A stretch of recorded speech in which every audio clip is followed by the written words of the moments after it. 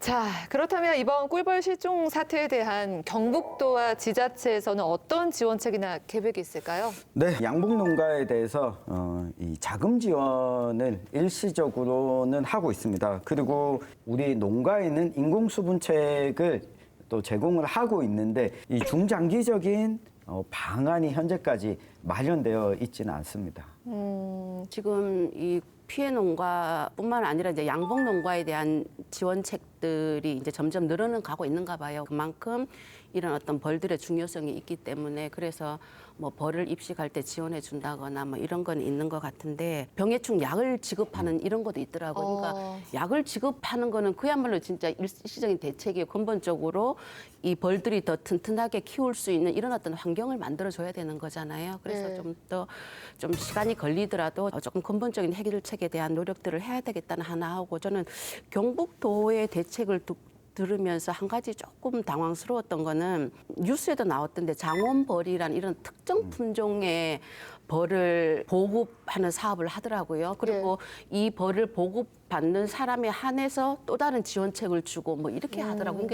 그게 과연 올바른가? 우리가 얘기하는 건 벌도 다양해야 되는 거잖아요. 한 가지 어떤 품종이 저는 오래 갈 수 없다라고 생각하거든요. 우리 지금까지 농업이 그랬어요. 어떤 하나의 특정한 품종을 계속 정부에서 이거 심으라고 얘기를 했지만은 그것이 사실은 앞으로 이런 기후 위기에 대처할 수 없기 때문에 그 피해를 고스란히 농민이 받고 그런 경우들이 많이 있었거든요. 그래서 저는 벌도 그런 상황이 올까봐 사실은 걱정이 돼요. 그래서 하나의 어떤 특정한 이렇게 품종을 보급하는 거는 저는 대안이 아닐 것 같아서 요거는 지금이라도 다시 한번 저는 좀 살펴봤으면 좋겠습니다. 그 장원벌이라고 2016년 예천군에서 꿀벌 품종 개량의 사례입니다.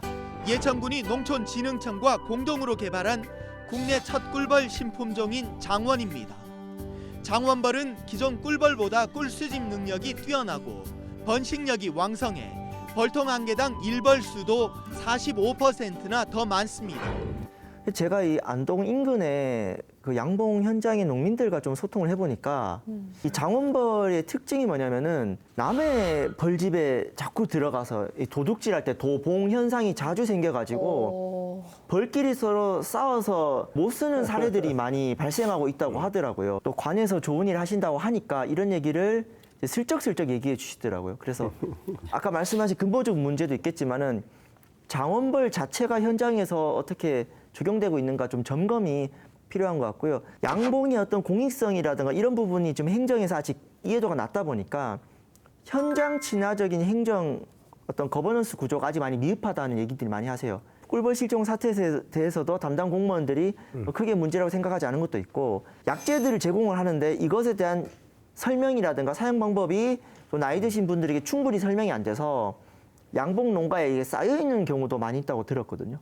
조금 더 행정에서 양봉업자들하고 좀 더 가까이 이런 문제들을 현장 친화적으로 하는 것도 필요하겠다. 이런 얘기들을 많이 좀 들었습니다. 실제 농가의 목소리를 더 듣는 게 중요하다. 저는 이번에 꿀벌 폐사 사건과 경상북도의 대응을 보면서 국가도 그렇지만 지방정부도 그렇고 이 꿀벌이 공익적 가치가 있다면 기본적으로 현황 파악이라든가 양봉 농가에 대한 이 통계가 잡혀 있어야지 이후에 대한 대응이나 지원도 가능한데, 그러니까 지역별로 꿀벌 폐사가 차이가 나는 이유 중에 뭐 기후에 따라서 차이도 있겠지만 민원수의 분포도 차이가 있을 텐데 이거에 맞춰서 통계가 있다면 적정한 꿀벌 농가 숫자를 이 경북도 차원에서 좀 파악을 하고 이번에 폐사가 많이 일어난 지역은 양봉을 조금씩 규모를 줄이고 다른 업종으로 전환한다든가 이렇게 해야지 이 공익적 가치가 조금 더 인정받을 수 있지 않을까. 지속적인 관리까지 이어지느냐 했을 때 이 부분 좀 부족한 것 같다는 게 양봉 농가들과 함께 이야기를 나눠봤을 때 들었던 생각입니다. 그 맞는 말씀이시고요. 양봉을 쉽게